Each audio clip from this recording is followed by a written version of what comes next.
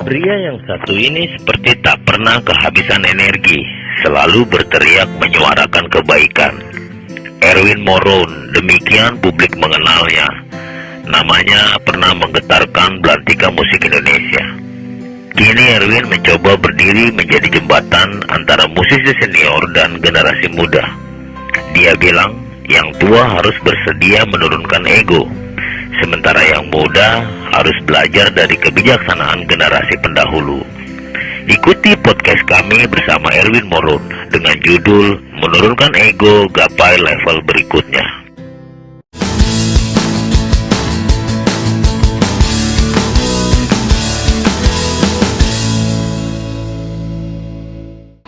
Assalamualaikum warahmatullahi wabarakatuh. Ketemu lagi sama gue berdua, Otong, dan juga masih di channel Cerita Manusia dalam program Pengennya Supi. Sebenarnya nggak berdua ya, tengah-tengah kita ini udah ada Kang Erwin Moron. Terima kasih loh, sudah datang jauh-jauh dari luar kota, datang ke Bandung hanya untuk bertemu dengan orang goblok seperti saya. Goblok siapa dong?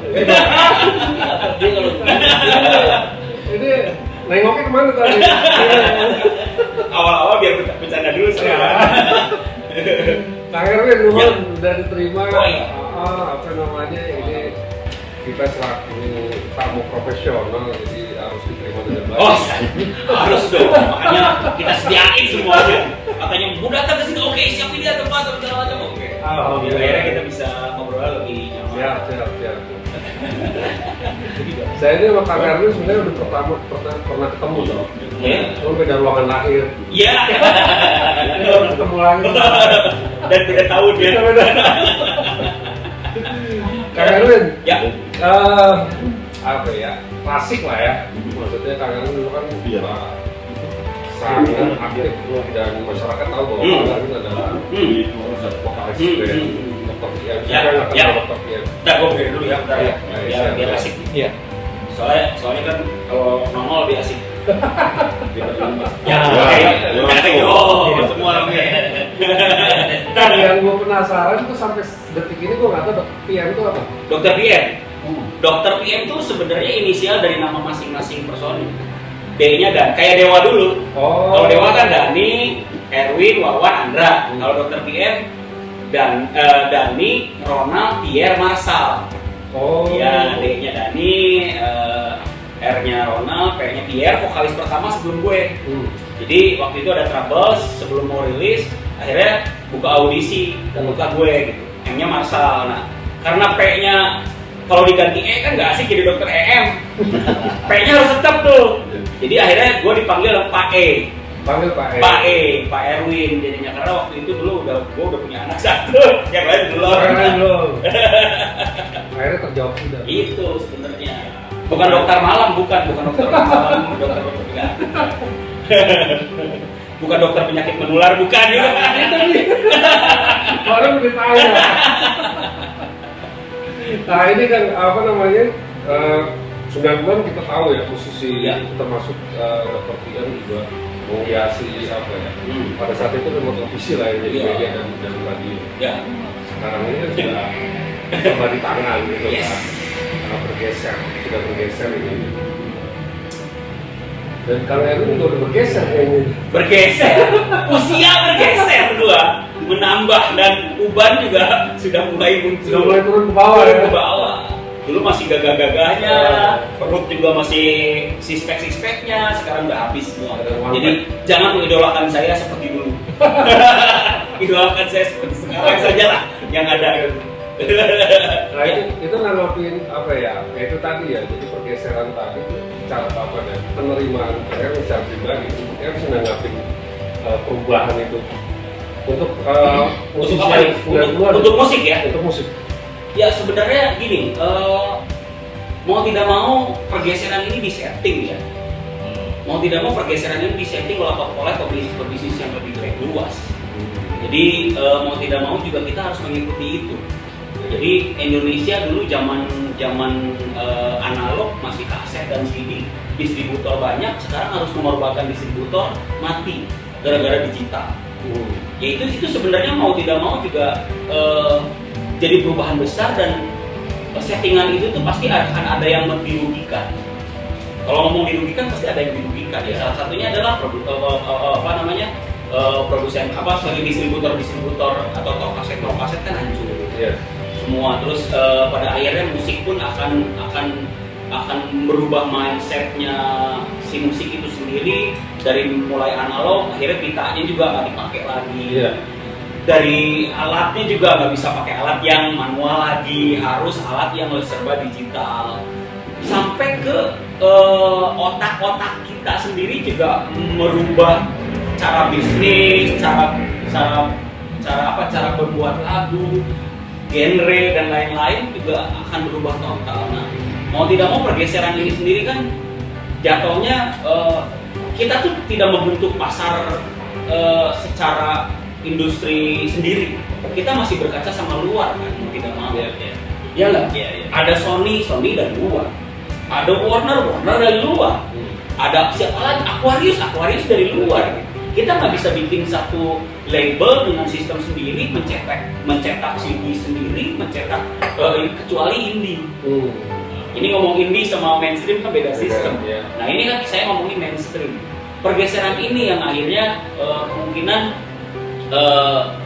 kitanya sendiri emang harus legowo dalam arti ya seorang musisi lama kalau tidak ikut pergeseran ini lo akan ketinggalan.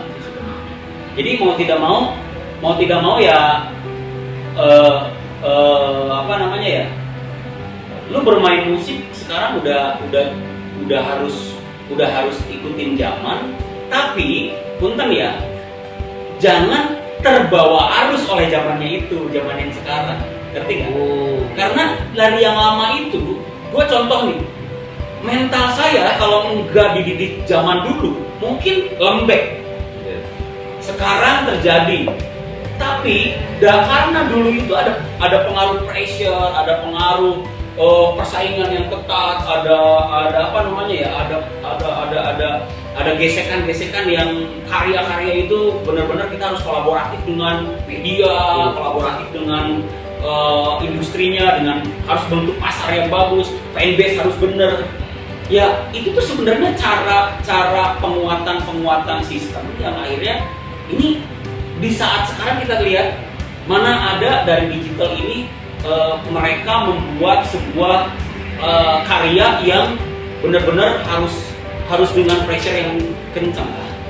Sekarang instan semua pergeseran sekarang. Nah, ini yang bisa menolong musisi-musisi yang baru ini adalah musisi-musisi lama. Musisi-musisi angkatan saya itu harus menolong anak-anak sekarang. Mereka tuh sebenarnya nggak punya pegangan loh. Mereka tuh liar, mereka tuh benar-benar tidak punya bapak. Dulu kita punya bapak loh. Gua dulu punya fans, punya idola. Bapak gua adalah contoh. Bapak gua kakak slang, karena gua senang slang. Oh, idola gua influencer gua slang sama Arman. Itu bapak-bapak gua tuh, guru-guru gua. Gitu kan? Nah, bapak gua yang di atasnya lagi ada Iwan Fals, ada. Nah, mereka sekarang kemana? Nah, itu sebenarnya mereka tuh sebenarnya kosong. Anak-anak sekarang tuh kosong, musisi sekarang tuh kosong. Nah, ini yang harus kita coba. Yuk, mau nggak lu bantuin musisi sekarang? Teknologi udah canggih, karakter udah bagus, udah cantik, udah ganteng-ganteng, udah keren-keren. Tinggal isinya sebenarnya. Tinggal isi apa? Kalau perubahan perilaku juga kan bisa terlihat kalau di era dulu 90-an Ya. kan kalau musisi, band, penyanyi bikin album ya 10 lagu kali ya. Kalau sekarang kan jingle loh. Isi gitu. Jadi apa ya? Jadi nggak produktif. Iya, miskin kreativitas atau gimana? Jadi gini, itu tadi, makanya yang tadi saya bilangin, analog itu ada manfaatnya. Sistem manual itu ada manfaatnya. Karena sistem mainstream dulu tuh ada manfaatnya juga. Yang akhirnya dulu tuh dididik untuk mental kuat dan produktif. Karena dulu kita mau bikin album saja, satu album harus 30 lagu. Kita bikin. Dan deadline-nya 2 bulan. 2 bulan 30 lagu. Jadi 1 bulan harus bikin 30 lagu, disortir jadi 12. Berarti harus ada lagu yang menurut industri bisa menjual. Gila nggak? Berarti kan kondisinya, makanya contoh misalkan slang, gue mau bikin lagu album baru ke pantai, ke gunung, bener-bener biar produktif dan itu tuh udah pressure di situ. Lu tiap tahun harus keluarin satu album. Lu kontraknya 3 album, lu setiap tahun harus ada album. Nah sekarang kan kapan aja lu rilis boleh, silahkan aja gampang, tapi tidak membuat lagu sendiri. Cover Banyak kan cover, rilis tapi rilis cover. Itu kan lagu orang. Cover itu, lagu orang ini sebenarnya zaman dulu tuh bukan untuk diambil tapi untuk diserap doang, influence doang. Dikolaborasikanlah dengan influence masing-masing. Contoh gue band Dr. PM, Dani hip hop, gue alternatif, Ronald rock, klasik rock, Marshall pop. Nah jadinya gimana ya? Jadinya Dr. PM gitu. Kan ada keterlambatan nggak sih yang dilihat sama Kang Erwin itu posisi yang 90-an untuk menerima kondisi sekarang dengan digital segala macam? Karena gue yakin juga bahwa keterlambatan itu jangan-jangan jadi penyebab penyanyi-penyanyi sekarang itu kemudian akhirnya kebentuk jadi yang single-single tadi kan? Ya. Jadi kalau menurut gue sih bukan ngomong terlambat ya. Terlambat enggak, karena mereka juga masih hidup. Kalau kecuali terlambat tuh kalau udah masuk liar lah, terlambat udah masalah. Tapi kan ini masih hidup gitu. Satu, ada solusi sebenarnya kalau kolaborasi. Bro, kalau di saat band A, misalkan gue anak baru, terus gue bisa kolaborasi sama Andi Rif, kan value gue naik. Iya nggak? Value gue naik gitu kan sebagai penyanyi baru, anak sekarang. Nah, tergantung sekarang yang setelah kolaborasi ini, anak-anak lamanya egonya turunin. Ngerti nggak? Egosentris keartisan sama senioritasnya turunin gitu. Nah itu yang akhirnya kita bisa ngebangun masa masing-masing dan ngebantu saling kolaborasi. Loh, jujur loh. Ini gue ngomong terbuka. Anak-anak lama tuh sebenarnya punten ya. Udah berharap bagaimana caranya ya gue dapat duit dari musik lagi. Tapi pasarnya nggak terbuka karena mereka egosentris, mereka nggak mau buat dia turunin. Dia masih tetap dengan ego yang gue tapi harus metal. Gue harus dan nunggu kesempatan orang datang yang muda untuk datang atau gitu. Nah itu dia. Itu juga salah satu egosentris senioritasan gitu. Jadi kalau gue sih berpikir ya kita yang harus turun gunung. Kita malah kalau turun gunung kita bisa kasih tahu mereka sistem yang lama, kita kasih tahu dulu juga kita udah punya pengalaman di aransemen, kita udah punya pengalaman di skill-skill kita dulu, aransemen musik, aransemen nyanyi. Terus kita juga bisa brainstorming mereka untuk ikut kita. Nggak jadi masalah, asal kita turun dulu. Apa pengaruh ini juga? Kalau dulu mungkin ya menghasilkan uang itu lebih mudah dibanding sekarang. Mungkin. Apakah itu pikiran seperti itu pengaruh? Nggak. Jadi gini, ngaruh untuk siapa nih? Untuk senior-senior? Untuk yang musisi mau terjun acuannya dikit nih. Kalau dulu kan bisa jual kaset, bisa jual CD. Ini yang tadi bilang di awal, mindset kan berubah. Jujur ya, salah satunya royalty. Yes. Salah satunya, oke, jangan ngomong panggung lah. Zaman pandemi ini panggung lagi dimatiin ya. Cuman gue bingung lagi dimatiin ya. Bukan diwafatin ya. Enggak, maksudnya gini, contoh royalty aja. Nah, zaman dulu kan kita hanya berpikir di panggung saja. Royalty malah kita nggak tahu sama sekali. Sistemnya kita nggak masuk ke si orang nasi itu ya. Atau kita dapat laporan dapat royalty. Iya nggak? Ngomong transparansi atau tidak ya kita nggak peduli. Yang penting manggung kita jalan, fanbase kita hidup gitu. Zaman dulu. Tapi sekarang sebenarnya publik itu banyak sekali. Lebih banyak sekarang? Iya, walaupun nggak manggung. Beneran, walaupun nggak manggung itu sekarang lebih banyak asal. Nah itu tadi, kalau zaman dulu itu kan sebenarnya kita nggak paham tentang yang namanya hak cipta, haki, license. Kalau kita main drum itu kita harus pasti dibayar. Off air pasti digedor untuk dulu ada lembaga-lembaga kan untuk yang mengkolek itu kan royalty dan lain-lain kan. Nah sekarang itu server yang mengkolek tuh lebih gampang loh sebenarnya. Cuma mungkin begini juga kan, apa? Banyak musisi yang memang cuma taunya berkarya. Ya dulunya juga nggak mikirin soal manajemen. Ya, mikirin ini paham.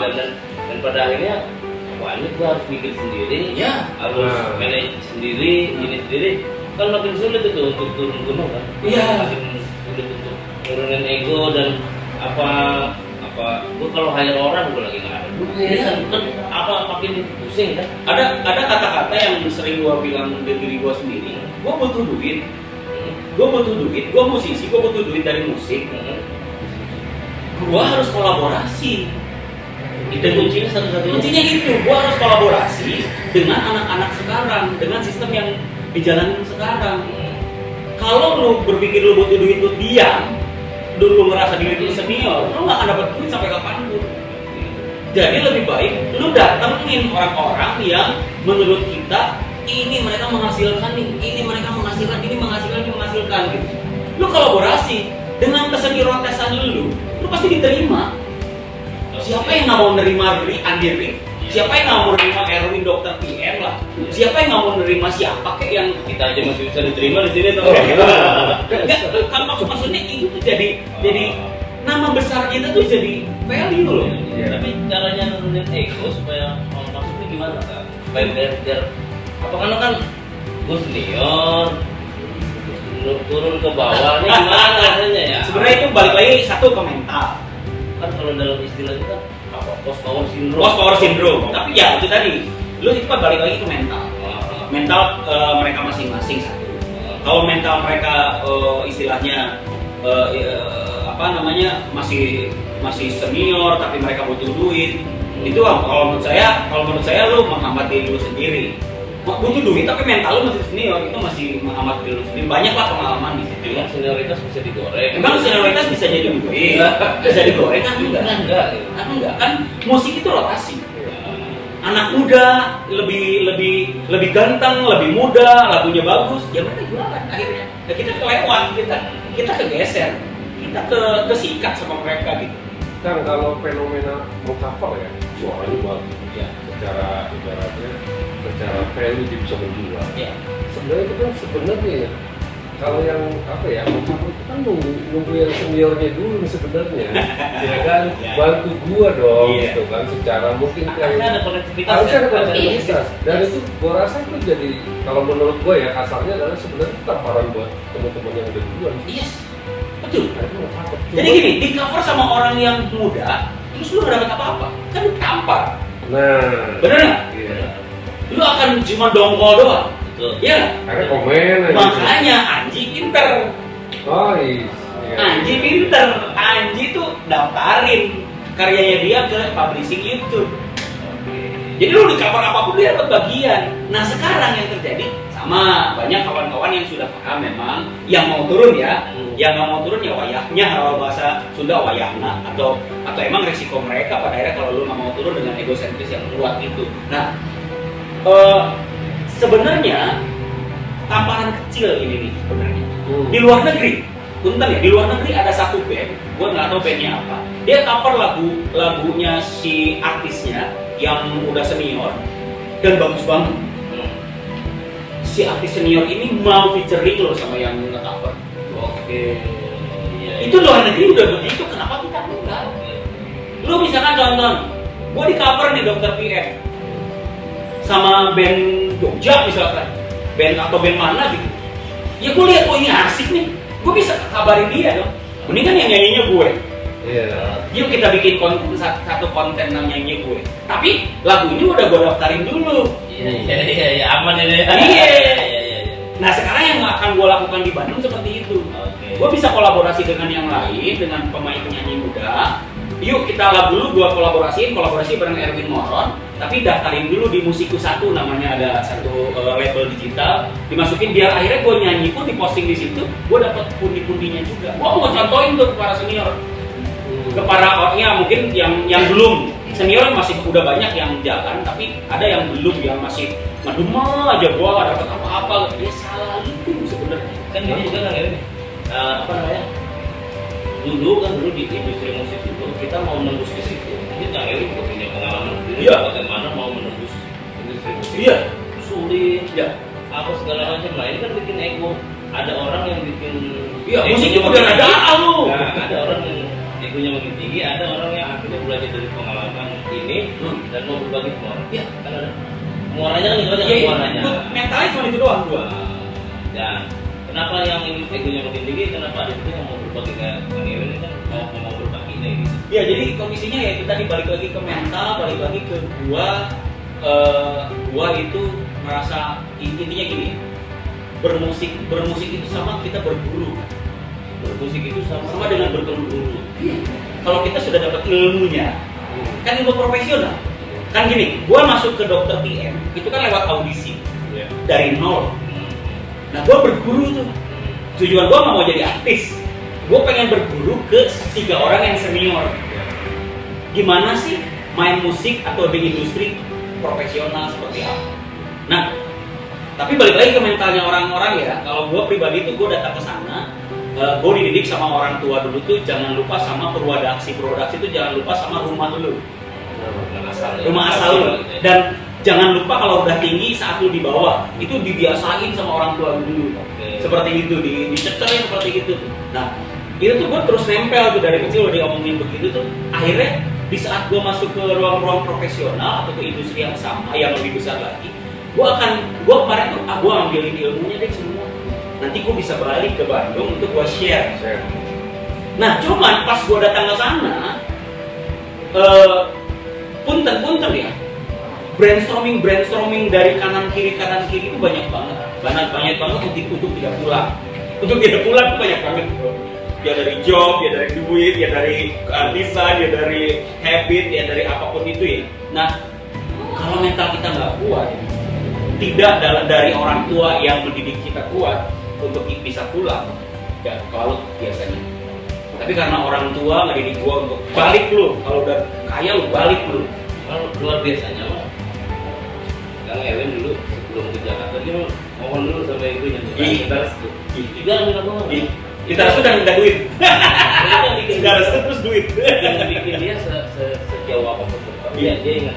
Iya, karena dari doa ibunya sebenarnya. Betul. Itu fix. Sepakat. Banyak orang yang nggak betul itu akhirnya lupa asal. Sepakat. Karena memang waktu itu memang saya tuh lagi pengen ngebuktiin ke bapak saya tuh. Karena kan saya dulu waktu itu harus masuk ABRI. Terus akhirnya karena gue mau jadi musisi, akhirnya gue pengen ngeliatin ke bapak bahwa gue bisa kok. Gue bakat gue di musik nih, di seni nih gitu. Gue berangkat dulu deh ke Jakarta. Nanti saya buktikan. Ya udah buktiin. Kalau lu bisa. Nah, bapak gue tuh dulu partner untuk bertukar pikiran. Jadi akhirnya debat pun biasa. Nah, ibu partner gue untuk meminta doa. Jadi gue selalu apapun gue mau perang gue minta doa dulu. Gue mau berantem gue minta doa dulu gitu. Biar selamat dan selamat gitu. Zaman SMA tuh anak-anak motor, gue mau perang gue minta doa dulu. Walaupun agak berbohong sedikit ya. Jadi kalau mau perang minta doa. Itu kan kekuatan doa semuanya. Jadi ngomongnya kan waktu itu doain saya emang mau balap motor.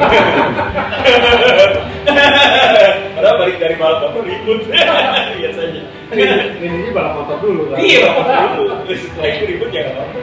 Setelah kesininya juga kan yang sekarang banyak kegiatan sosial. Ya, alhamdulillah. Ada kaitannya dengan musik atau enggak? Wah, atau gimana itu kok iya. bisa sekarang lebih ke arah sana? Ini sebenarnya ceritanya akan panjang. Tapi saya sempit bahwa gue tuh punya prinsip, gue hidup harus punya ilmu dulu, jangan punya duit dulu. Laki-laki kan gue ya? Laki-laki emang hobinya cuma suami. Kalau nggak punya duit punya ilmunya. Iya. Kalau nggak punya duit nggak bisa dapat apa-apa. Tapi kalau punya ilmu juga Bisa. dua-dua itu lah. Tapi pilih ilmunya dulu. Ilmunya dulu. Oke. Karena gini, long life ilmu tuh long life. Kalau menurut gue, jadi itu yang ilmu tuh ya nggak bisa dibayar sama sekali. Ilmu tuh bukan akademis ya. Ilmu tuh bukan akademis. Akademis tuh bobrok banget kalau ngomong akademis gue mah. Tapi ilmu itu pengalaman. Gue nggak mau katanya. Gue pengen ngerasain dulu. Gue datang ke Jakarta ngerasain kerasnya Jakarta seperti apa. Oh Jakarta keras kan?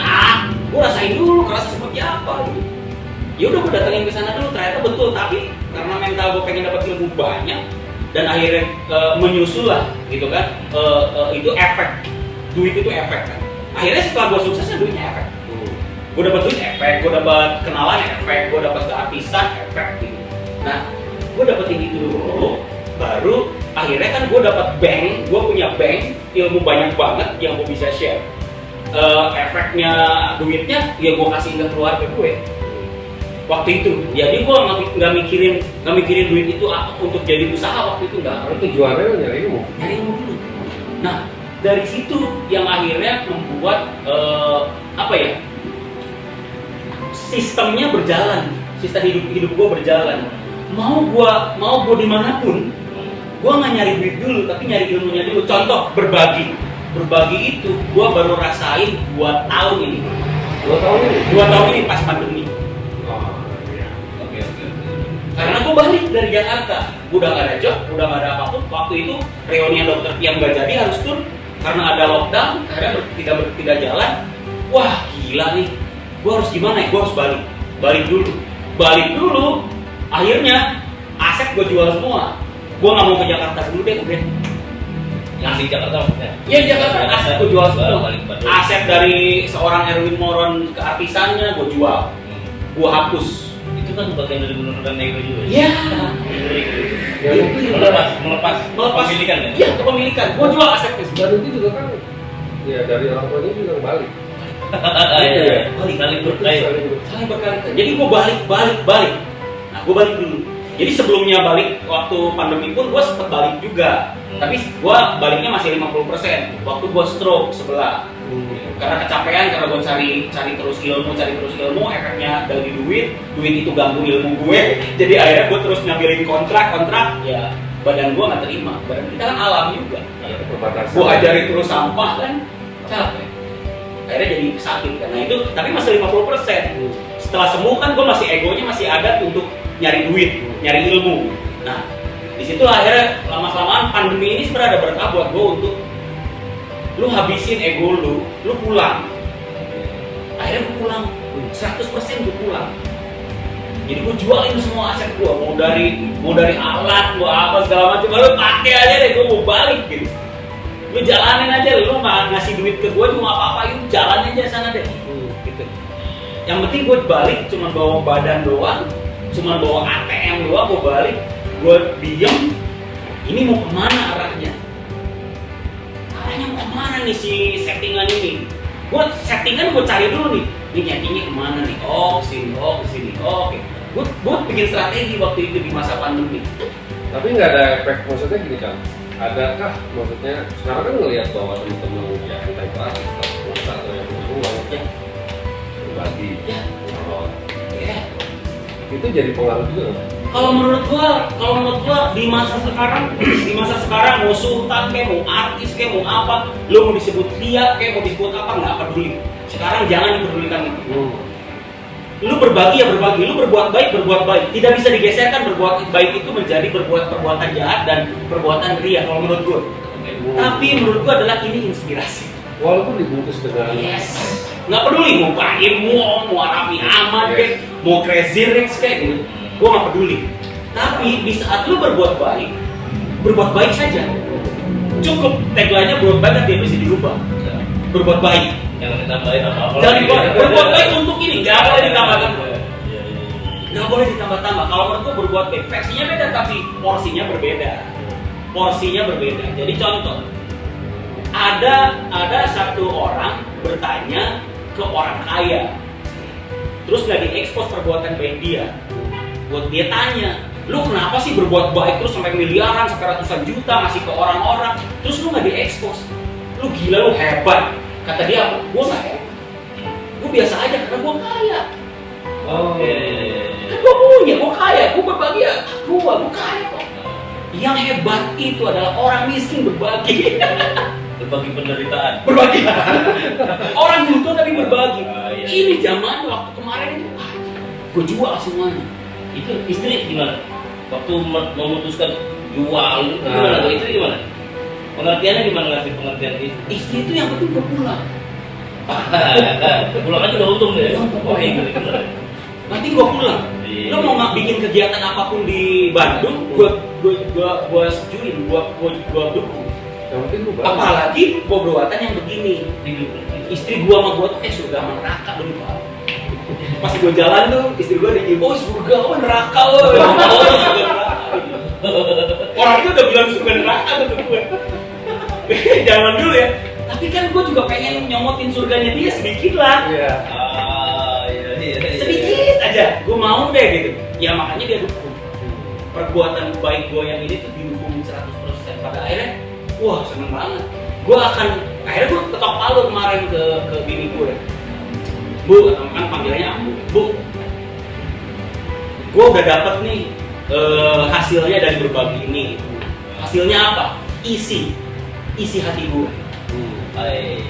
Gue didoain sama orang sambil nangis waktu itu ya. Tukang beca gak bisa makan, terus akhirnya ngedoain, gue nangis. Dia nangis, gue nangis juga.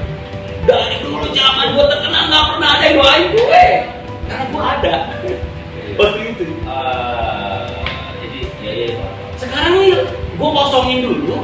Gue butuh doa dari orang nih.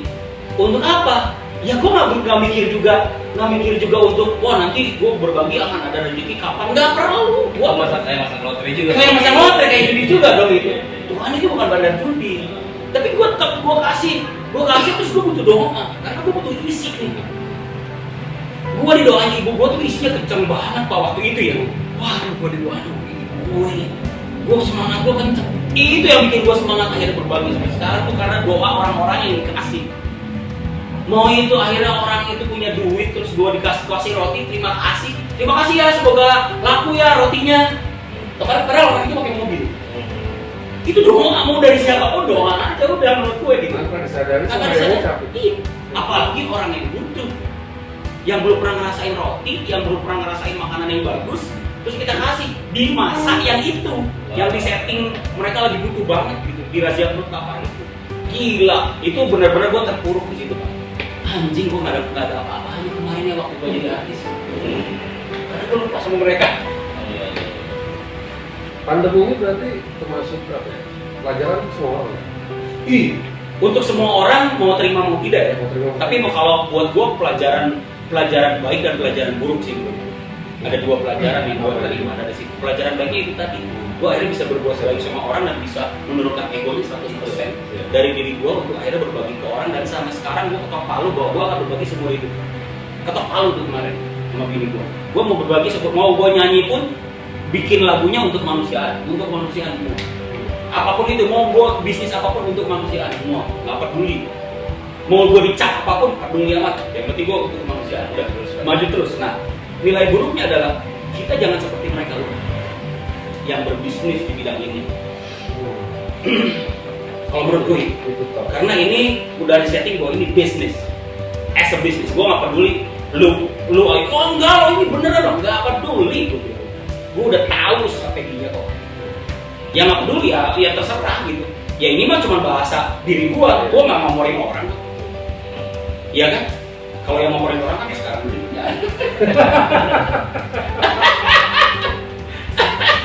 gitu Pak, gitu bener. Minum dulu, ini obrolan udah mulai berat. Udah mulai mengarah ke berat, tadi musik udah geser-geser. Sekarang udah mulai ke prinsip dan sekarang nih. Ya, kalau ini perlu Pak. Ya, saya sih penasarannya gitu. Apa cuma karena pandemi dan tiba-tiba berubah mau melepaskan semua rasa milik kita, ya, ego kita, ya, keberhasilan kita yang sebenarnya rezeki itu kan? Iya. Apa karena pandemi atau ada hal-hal lain yang membuat kita jadi titik balik untuk melepas itu semua dan kalau nggak buat orang lain nggak ada arti.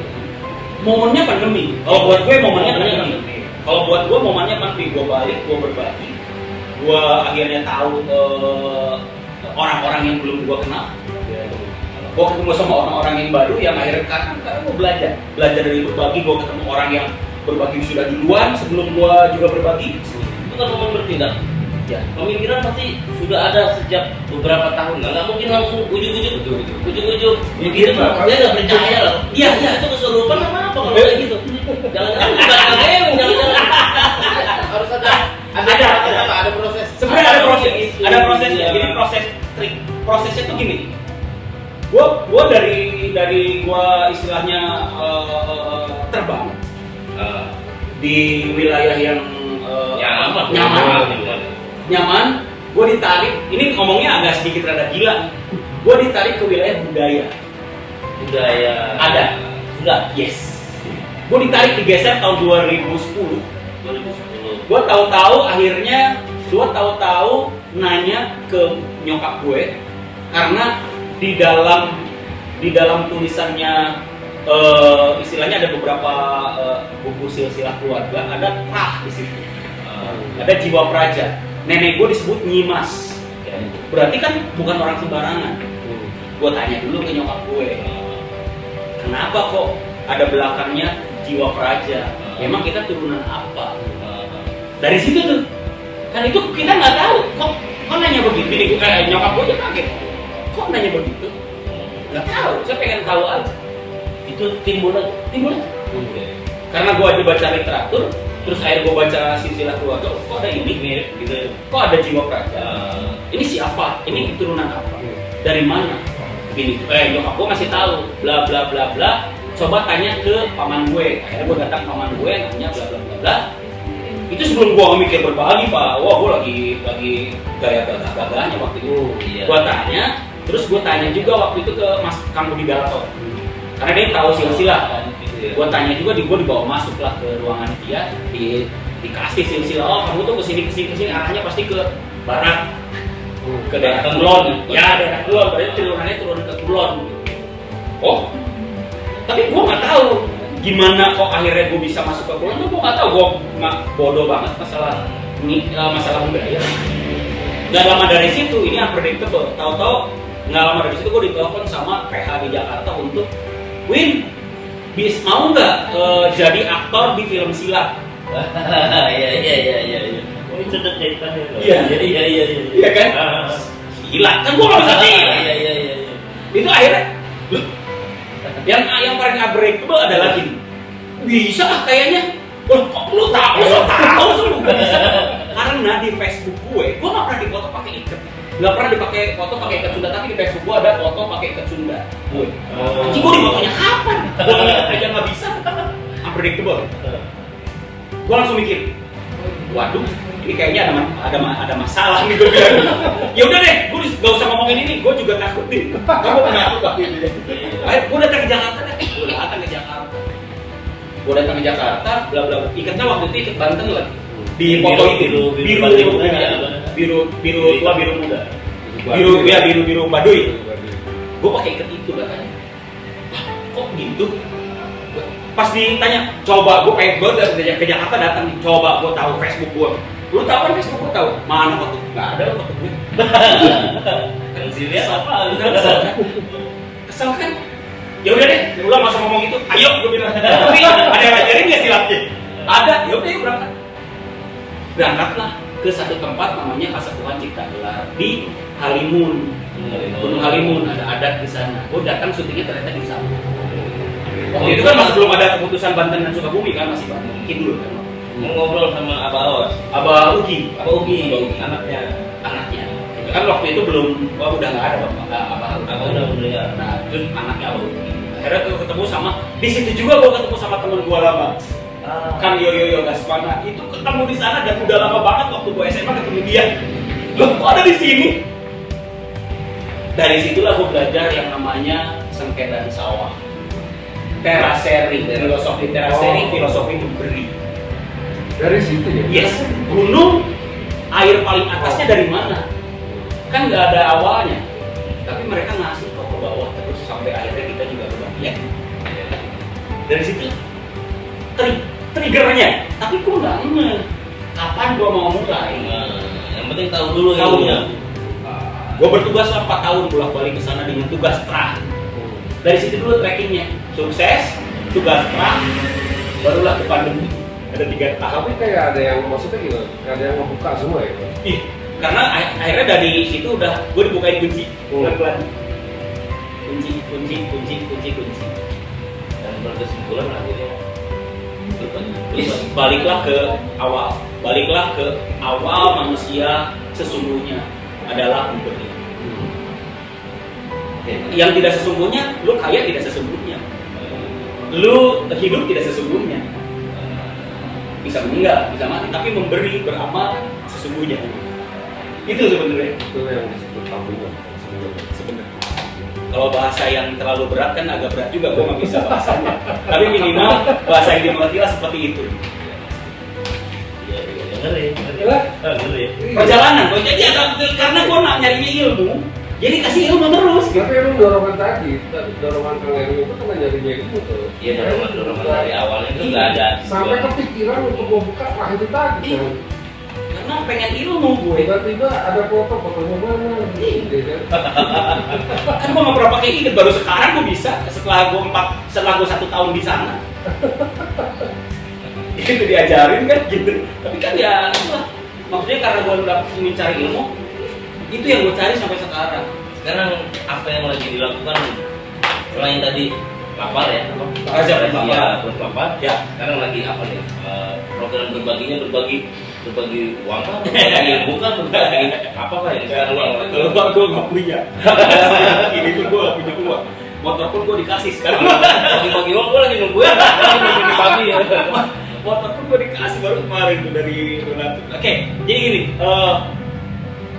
Pada akhirnya tuh kan awalnya kan gue berpikirnya simpel aja nih. Gue nyoba deh, gue mau berbagi di jalanan, udah bla bla bla. Tapi lama kelamaan gue kolaborasi dengan kawan-kawan yang punya kasus, ada yang sakit, ada yang rumahnya hancur, ada yang bencana. Kemarin dari Semeru kan gue datang ke sana, apa segala macam. Akhirnya jadi melebar tuh. Karena gue minta ilmu, akhirnya dikasih juga ilmu-ilmu yang lain kan. Iya kan? Aduh, gue pengen belajar dari relawan, gue belajar mitigasi, gue jadi belajar ABCDFG. Nah, sampai ketemu orang-orang baru di kota Bandung. Sampai ketemu orang punya roti golfer ini juga ketemu dari berbagi.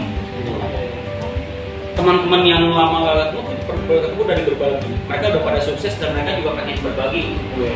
Ya. Akhirnya ketemu dan partnership. Dan akhirnya ada beberapa juga kawan, ada yang namanya baru-baru sekarang ini lagi membangun rumah di Gunung Halu, rumah anak yatim piatu yang ditinggalin sama orang tuanya di desa yang terpencil banget di Gunung Halu di Kabupaten Bandung Barat. Dan gue kerjasama sama, sebelumnya juga gue kerjasama sama guruan saya namanya. Guruan saya itu kalau bahasa Inggrisnya kan ada sistem yang, cuman mereka mau bikin sistem sendiri nih, pedoman sendiri, berkebun, bertani organik gitu kan, yang di halaman rumah, terus di pekarangan yang tidak terpakai, itu mereka sudah membuat 300 kelompok. Nah, cuman mereka kan mereka sampai saat ini masih di bawah berpartner dengan DKPP Dinas Ketahanan Pangan dan Peternakan kan. Nah, ini dia tuh sekarang lagi gua setting untuk membuat sistem profesional, berbaginya secara profesional. Karena ini 300 kelompok ini bisa di-share ke semua wilayah sebenarnya, bukan hanya Bandung. Siapa aja kan kelompok itu? Maksudnya profesinya apa? Apa memang dia petani? Bukan. Orang-orang yang memang kemarin itu termasuk yang menggabung. Salah satunya itu. Jadi kelompok-kelompok yang di kecamatan Kota Bandung itu sendiri, sorry ya, gua jelasin ya. Itu orangnya ada soal. Jadi di kelompok-kelompok yang kecamatan-kecamatan di Kota Bandung ini kan sebenarnya ini ilmu yang baru. Ilmunya lama, tapi kan aplikasinya baru. Tapi kondisi yang apalagi di pandemi ini 2 tahun kemarin itu benar-benar memang harus dimasifkan. Jujur, isoman kan butuh makanan, butuh sayuran. Nah, ini program yang akhirnya dari orang-orang kelompok-kelompok mereka akhirnya bisa membantu orang-orang yang lagi isoman untuk berbagi hasil tani mereka. Satu, kedua, satgas. Kan mereka di rumah sakit terus tuh. Mereka butuh juga gitu di support dari mereka, juga nggak berpikir untuk belanja ke pasar, di support. Sama ini ada efek bola salju yang bermanfaat untuk mereka. Nah, terbentuklah akhirnya, karena punten ya, ibu-ibu kan butuh juga cengek mahal, sayuran mahal, apapun mahal. Dan dari situ akhirnya bermanfaat untuk daerahnya sendiri. Kalau dari kerjasama atau gotong royongan itu akhirnya kan berdampak bagus untuk daerahnya mereka sendiri. efek kalau karena ini program waktu itu program pemerintah, ya jadinya efek ke pemerintah juga bagus kan. Bagus. Ada kinerja yang berjalan di situ dan akhirnya terbentuklah 300 kelompok, minimal satu kelompok 10 orang berarti 3.000 orang yang bergerak dan punya ilmu untuk itu. Nah dari situ pada akhirnya kan kita berpikirnya hak kekayaan intelektual itu harus punya. Harus Itu punya pengalaman dari musik. Iya dong. Gua aplikasikan pengalaman musik ke wilayah apapun. Haknya harus punya. Punten ya, kepala dinasnya di KPP sekarang orangnya rock and roll asik. Namanya Kang Gin aja tuh keren. Rock and roll aja gitu. Mau untuk berkolaborasi dengan kita dengan gue yang notabene nggak punya ilmu gitu. Di wilayah itu mau berkolaborasi. Di saat dia habis masanya, terus programnya dimatikan sama pemerintah, dia mati juga, kasihan juga yang 300 kelompok. Makanya hak itu untuk jenjangnya disustainkan. Nah ini program nih, makanya listrik pemikiran Iya. listrik nggak berarti nggak. tapi masih belajar, gue masih nyari ilmu juga di situ. Iya kan? Learning by doing. Ya, tapi misinya mungkin sama visinya udah ada. Nah makanya gue lebarin agak sedikit luas ke daerah di luar kota Bandung. Biar si kota Bandung ini nantinya hanya jadi konsultan. Iya nggak? Jadi konsultan ilmunya disebarkan, versinya kan jadi besar. Ini buruan saya itu sudah sampai luar negeri, udah sampai Milan, udah sampai Amerika. Kemarin kita mau ngirimin ke Jerman juga untuk ngobrolin tentang ketahanan pangan tapi versi rumahan gini. Ya itu penting. Diundang, kita diundang bukan sengaja kita kesana, kita diundang sama mereka. Ini kan 20 tahun lagi, 40 tahun, 50 tahun lagi ketika lah udah habis ini video. Masa kita mau makan beton kan nggak mungkin. Tetas. Nggak mungkin. Ya untuk kan kita juga bukan terbuat dari besi. Jadi lebih baik. Bukan rakyat juga. Iya. Jadi lebih baik manfaatkan lahan yang kecil yang ada. Jadi minimal untuk kita sendiri. Nah, ide-ide ini tuh bergulir banyak. Roti itu bisa terbuat dari pakcoy, jadi warna hijau, terus akhirnya jadi bisa bikin roti. Mereka dibeli kan sama produsen roti pada akhirnya untuk membeli. Ayo, lagi panen enggak? Ayo saya beli untuk bikin roti. Kan kita bisa diintegrasikan. Kan kalau melihat pandemi kemarin kan bermunculan juga di petani mendadak ya. Ya, iya. Pasti. Itu kan juga jadi tantangan juga ketika petani mendadak itu akhirnya karena mungkin kurang ilmu atau support dari apa ya, karena nggak ada komunitas yang Ya, mengajarkan dia. betul. Itu kan jadi tantangan juga ketika Kang Erwin mendirikan lagi nih hal yang mungkin salah satunya sejenis. Ya. Itu kan bisa jadi apa ya, dorongan ntar juga cuman ikut-ikutan doang gitu. Nah itu nyikapinnya kayak gimana tuh? Sebenarnya kita itu pengennya ya kita tuh jadi wadah untuk kolaborator, Wadah ya? wadah untuk berkolaborasi.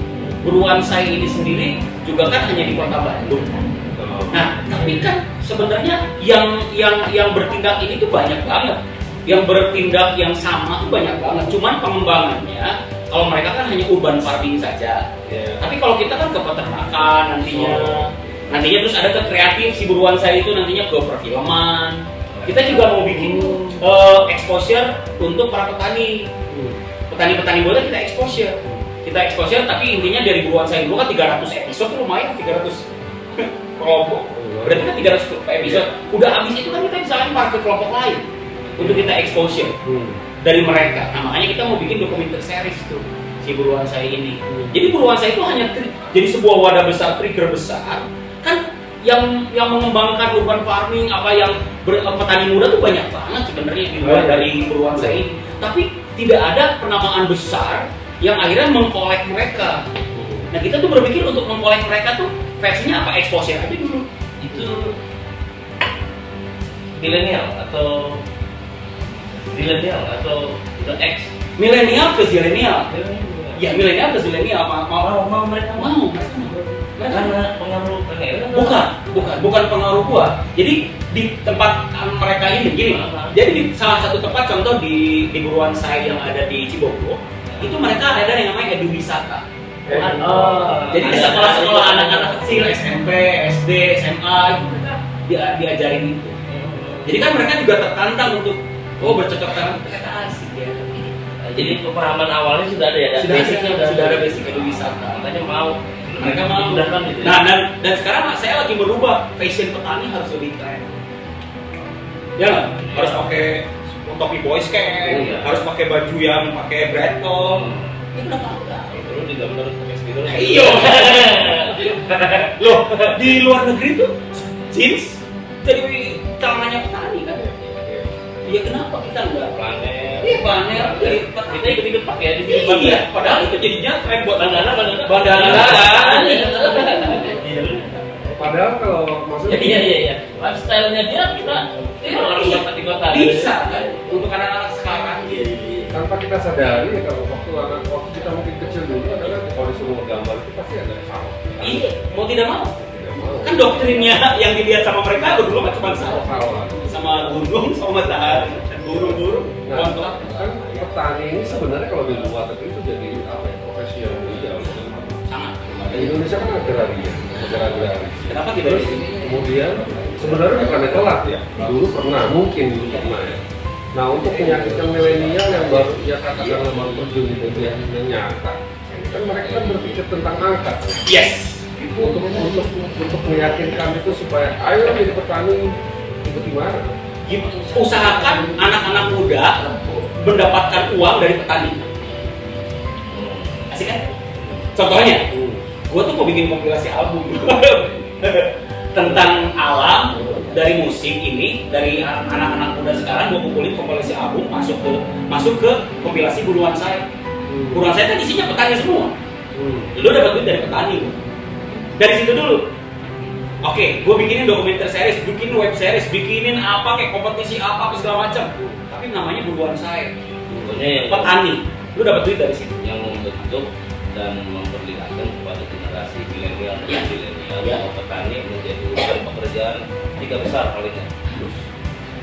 Paling nggak itu dulu untuk yang skup kecil aja, bahwa petani milenial yang ada di kota Bandung ini mau tidak mau lu harus naikin porsinya. Jangan bikin jadi ada acara logonya jadi kecil. No, gimana caranya kita bikin acara logo kita harus besar. Di Cililin Gunung Halu itu logo kita besar. Buruan saya membangun rumah adek. Kompilasi album ini berarti nggak sendiri? Dari anak-anak yang tadi ya, anak-anak yang kita grab, anak-anak musisi, nanti kita arahkan. Bikin klipnya di kelompok-kelompok buruan saya, kenapa enggak lah, ya kita integrated kan ya. Jadi bahwa melalui musik ini bisa mempengaruhi orang banyak. Iya. Karena yang dulu jalan musik buat dari apa sekarang kita perubahannya jadi luar biasa ya gitu ya. Ya kita arahin mereka tuh jadi suka pertanian dari kesukaan mereka, dari hobi mereka. Itu lebih mudah ya? Iya, orang desain. Misalkan contoh orang desain. Kumpulin orang desain. Gua mau buruan saya mau bikin merchandise, kaos, tapi kompetisi desain. Orang desain semua masuk. Tapi harus cabai, harus tomat, ya harus padi, harus domba. Kan itu kalau melihat maksudnya secara program ya? Iya. Wah mulus. Tantangannya apa? Tantangannya sebenarnya dicomot orang satu, idenya dicomot orang. Kedua dijegal oleh aturan-aturan yang memang kemungkinan kita bisa tidak berjalan. Ketiga kalau efek sponsor mah kalau kita udah punya karya sebenarnya pada datang semua lah, itu bukan halangan kita. Cuma kita mesti kerja keras, rada keras sedikit lah, kerja keras sedikit untuk masuk ke sana. Yang ketiga tuh sebenarnya ini perlu merubah mindset. Merubah mindset. Itu agak berat. Yang satu dua masih bisa kita sikat. Mau aturan kayak mau akhirnya dicopot orang, aku dulu lah kita orang kreatif kok gitu. Tapi kalau udah merubah mindset, itu yang akhirnya kita memang mesti kerja keras. Mindset seperti apa yang mau diubah? Contoh mindset pemalas. Pemalas. Mindset pemalas gara-gara apa? Gara-gara digital. Kaum berbahan. Maunya instan. Mau bercocok tanam tuh harus nungguin kan? Lu harus menyayangi mereka dong, proses dong gitu. Bukan kayak game Bukan game vampire terus dalam berapa menit terus panen dapat duit. Itu mah merusak mindset juga gitu. Lawannya kan itu. Lawannya. Ya jadi berubah mindset biar mereka tidak rebahan kembali, mereka ngerti dengan bahwa lu tuh harus jadi petani biar lu bisa makan. Minimal bisa makan dulu, bisa bantu ibu lu. Satu itu, gua akan ngomongin ke mereka. Cengek mahal, lu bantu ibu lu deh. Bantu apa? Bantu beli cengek? Enggak, bantu nanam cengek. Kalau sudah panen, cengek itu ada dapat sekilo, lu bisa makan sambal. Gak usah beli, ibu lu ketolong. Duit 110.000 nya lu gak keluarin untuk beli cengek. Kan biasanya kalau permasalahan petani itu salah satunya adalah mahalnya pupuk. Ngatasin itu.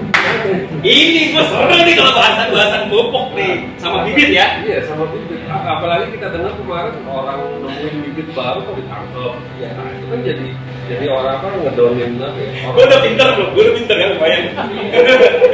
Tadi pupuk karena ini kok jadi kayak tesis nih dong. itu kan permasalahan di semua pertanian. Ketika lu harus produktif tapi pupuk lu naikin. Akhirnya apa? Belum lagi permasalahan dipegang sama yang namanya terpulang. Ya. Itu dari dulu. Oke. Jalan satu-satunya adalah breeding. Oke. Breeding bibit, breeding pupuk. Pupuk belinya Kandang. Iya. Bukan yang kimia. Ya kita kan harus ngomongin. Nah, balik lagi. Kita pakai tata cara adat. Oh, iya. Karena gue ngomong organik, kan gue ngomong organik sayurnya. Oh. Kalau ngomong organik berarti ngomong adat istiadat. Pupuknya harus dari kambing, harus dari apapun itu yang bentuknya adalah organik. Dan akhirnya lo harus bisa jangan ngomong quantity tapi quality. Ya kan? Nah, organik itu quality. Nah, bahannya juga pada akhirnya kan ini ada solusi nih, lahan kecil bisa bertani. Itu kan solusi itu. Nah, minimal sekarang gue berpikir yang mudah-mudahan didukung juga sama orang-orang bahwa gue tuh bermimpi punya tanah untuk breeding. Memang salahnya gue dulu lagi punya duit gak beli tanah, salahnya gue. Beda sama bapak-bapak kita dulu ya, pasti jadi bandar tanah. Tapi sekarang Tapi kan kan nggak ada kata terlambat. Karena masih hidup. Bener, masih hidup, masih pernah perbaiki kan. sekarang kan ada satu desa yang jual tanah akhirnya jadi kaya semua.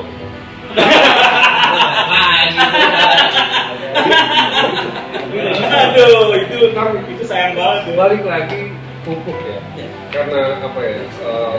Mindsetnya adalah instan. Tanaman itu biar cepat adalah pupuk. Organik kan mungkin itu menjadi solusi yang lama. Iya. Tapi setelah nggak jalan Karena itu tadi, kita kan berbenturan dengan mafia. Kalau kita berbenturan dengan mafia kan quantity yang dipikirkan. Mindsetnya langsung berubah, para petani langsung berubah. Ya, datang langsung ada tengkulak langsung, ini gue pengen banyak, setahun lu bisa nggak segini? Akhirnya kan berpikir instan. Nah, keluarlah kimia. Dulu sudah dipikirkan breeding pupuk, hilirnya nanti gimana? Pemasarannya kemana? Ya. Nah, apa mau dibiarin aja? Apa dilepas atau gimana? Apa? Udah bukan pikiran. Buruan saya sudah memikirkan itu. Jadi kita hulu hilirnya sudah kita pikirkan bahwa mereka jadi produsen, kita jadi distributor, dan ada konsumen. Yang sasarannya kemana? Sasaran. Contoh ini. Kalau ngomongin pasar kecil tapi ini ngomongin jangan pasar besar. Kalau pasar besar kita pasti dipotong. Ya, kalah sama yang Ya. mafia tadi. Iya, tapi kita ngomong pasar kecil. Contoh, kita bikin tiap kelompok, kemungkinan ini hanya ide nih, tapi mudah-mudahan bisa terrealisasi.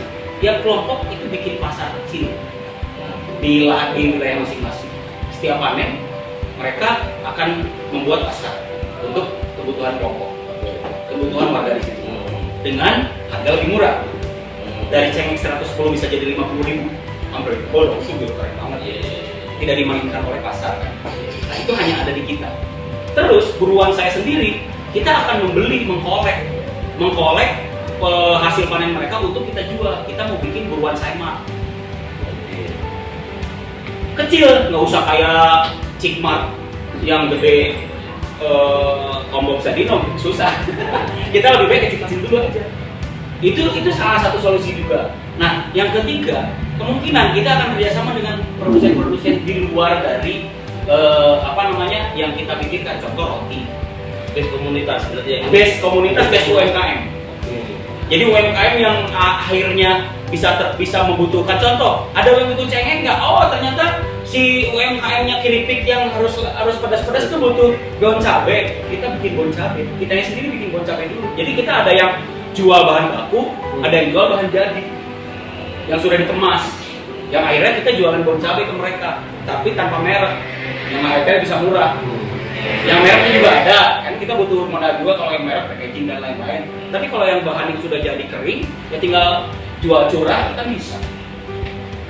Lepasin ke mereka. Jadi daripada mereka jalan ke pasar dengan pasar itu kita nggak tahu juga mereka pakai bahan pengawet atau tidak. Ya kita mah benar-benar pure organik, kita coba share. Jadi hilirnya juga kita udah pikirin sih sebenarnya gitu. Cuman ya itu tadi haki dulu. Dan lindungan ya, betul dari udah rilis, ini udah rilis. Dan si buruan saya Bandung ini udah rilis haki dan kita tinggal menjalankan step by step time plan yang kita udah rencanakan untuk ini guys. Citraannya lewat video, lewat dan gua nggak mau jadi caleg. Jangan diangkat ke sana. karena memang gak ada cita-cita. Nggak ada.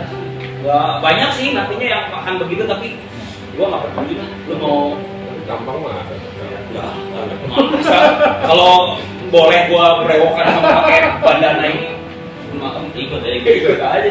Terus kalau mau pakai baju safari, Vaksin.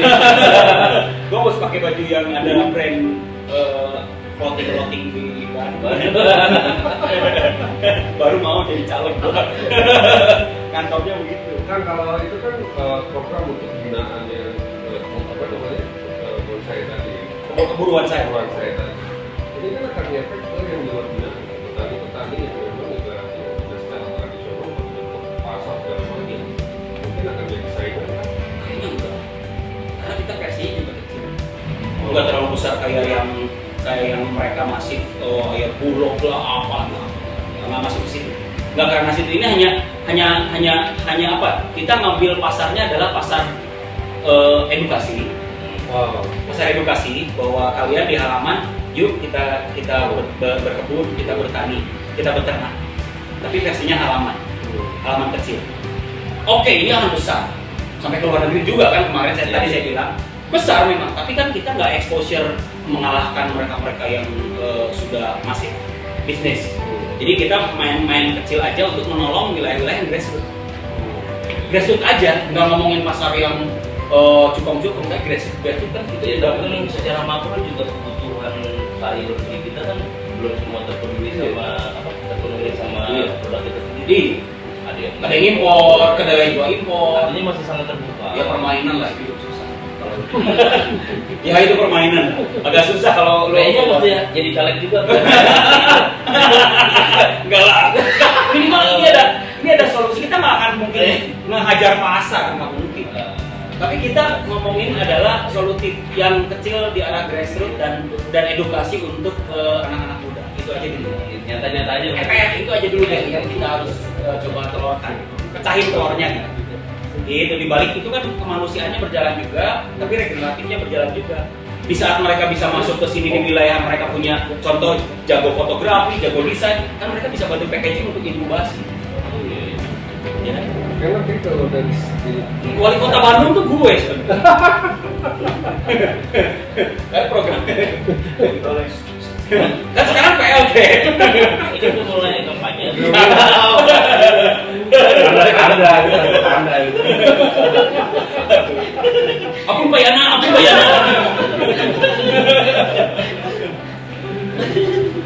Kalau semuanya itu maksudnya berjalan, gitu kan, ini kan nggak menutup juga untuk yang bukan cuma hanya anak muda. Ya.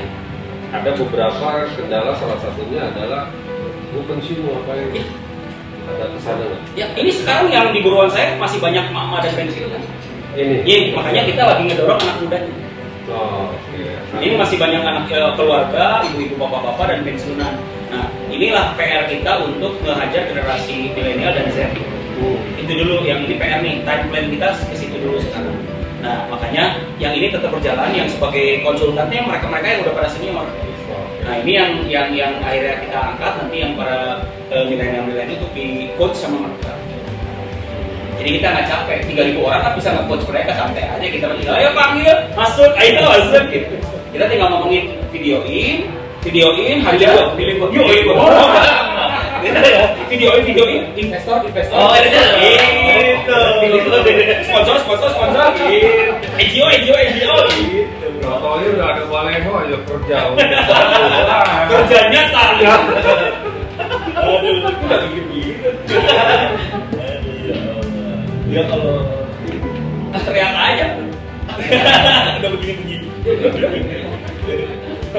Kan kalau untuk yang maksudnya ini kan tanyanya bukan sendirian aja ya. Ya, kolaborasi. Gua nggak punya tim. Nggak punya tim. Gua sendirian. Gua itu sendirian.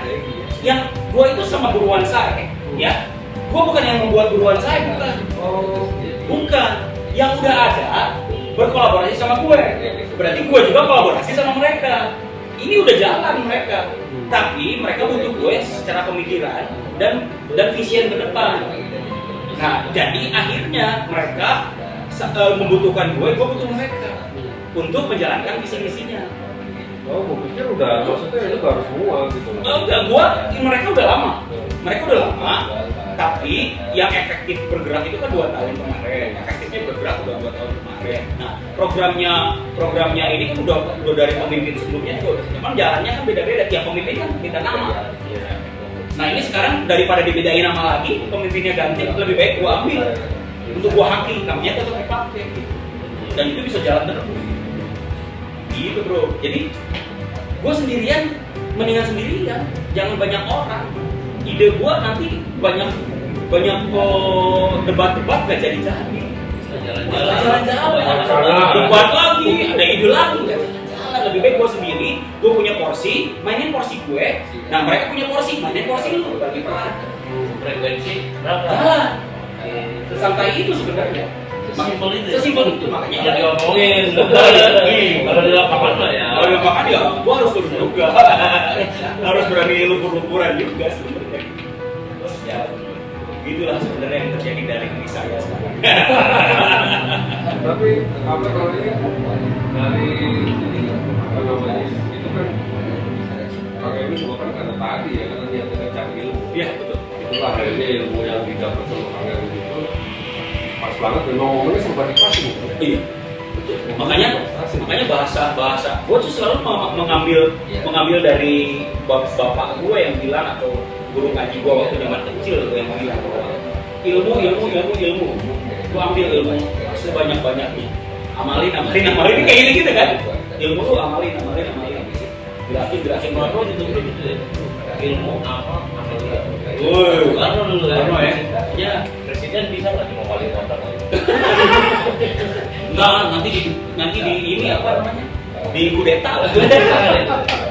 Males. Terus komen kudeta di negara kita lagi bagus kudeta, capek. Kan sendirian aja nggak di kudeta, main bawah. Tapi rasanya tetap seperti Ya kan, merdeka. ruhnya aja yang di atas. Ruhnya di atas. Fisik jasadnya di bawah. Jadi waktu nyari ke kebudayaan dulu, dari rumah juga dipelajari. Oh ini sampai suung. Sampai segininya. Sampai suung gitu kan. Gua kamuflase aja, makanya gua pakai ikat pakai plastik mana-mana. Gua sempet gitu. Sampai ke mall gua pakai pangsi karena waktu itu kan gua buka pangsi gemeter waktu masih belajar. Waktu masih dikasih tugas. Buka lepas ikat sama buka pangsi gemeter gua. Jadi akhirnya dalamnya pangsi, luarnya baju biasa. Sampai begitu, makanya ke mall pakai pangsi. Wah, enggak bisa gua sekarang. Enggak bisa sekarang. Enggak. Susah gue sekarang, nggak bisa. Itu tugas gue 4 tahun. Energinya udah nggak ada di situ. Tapi kesini energinya. Waktu itu inner masih kuat. Tapi kan bahayanya kalau inner nggak kuat jadinya dukun. Dukun kan ada yang positif. Iya, ahli. Duduk tekun, belajar. Duduk dan itu. Duduk. Oke. Gila. Kang, Ya. ini kan mudah-mudahan apa ya, Kang Erwin juga bisa menginspirasi teman-teman entah itu musik para teman-teman Kang Erwin ataupun masyarakat luas. Ada pesan nggak apa seperti Ya. Pesannya sebenarnya buat teman-teman sekarang atau teman-teman yang udah gua kenal juga sebenarnya inilah gua sekarang. Mungkin mudah-mudahan bisa menginspirasi dari pergerakan gua di sosial media. Kawan-kawan juga bisa ikut aja seperti apa dan jalanin sendiri aja, nggak usah ikut gue. Karena gue nggak buka pasukan. Kalau mau kolaborasi sama gue setelah jalan, ayo. Tapi gue nggak buka pasukan. Gue nggak punya teman, nggak punya pasukan dan lain-lain. Gue pengen sendiri dan kalian juga bisa jalan sendiri. Gue kasih tahu ke mereka bahwa sendiri pun bisa. Gak usah rame-rame, sendiri pun bisa. Nggak usah nunggu diajak. Gak usah nunggu diajak. Jalan aplikatifkan sendiri, hal terkecil apapun. Sama satu, kedua ilmu. Cari ilmu terus. Jadi itu yang akhirnya akan berharga di saat lu terpuruk. Di saat lu terpuruk, lu ada ilmu, lu masih bisa bernapas, masih bisa berjalan. Di saat ilmu itu lu udah nggak dapat, ya contohnya drummer kalau udah dapat ilmunya, di saat ada mati pun, ya dia bisa isi apapun. Ngegambar ada ilmunya, kalau misalkan lagi drop, ya bisa ngegambar apapun. Lagi digital, ya kan? Semua bisa diaplikasikan di digital. Ilmu. Nah, satu kedua ibu. Itu sebenarnya ibu itu penting. Gua selalu ngerasain, walaupun gua tidak sehebat orang-orang yang benar-benar mengurus ibu itu hebatnya, tapi jangan sampai bikin ibu menangis itu. Gue selalu jangan sampai apapun bentuknya, siapapun ibu lo, jangan bikin dia menangis titik. Biarlah menangis terharu di saat anaknya berguna. Oke, luar biasa teman-teman. Kabirin atur dulu. Gue nggak luar biasa, gue biasa-biasa aja padahal tadi. Enggak, kita Cuma juga pura-pura aja. Pura-pura luar biasa aja lah. Oke, biasa yang pura-pura luar biasa aja lah. Biar gue nggak terlalu sombong. Oh, semua itu milik siapa katanya? Udah. Oke, kita tutup aja dari sosok yang pura-pura luar biasa ini. Biar kita berdua aja yang luar biasa. Sekian terima kasih, ketemu lagi di channel Cerita Manusia dalam program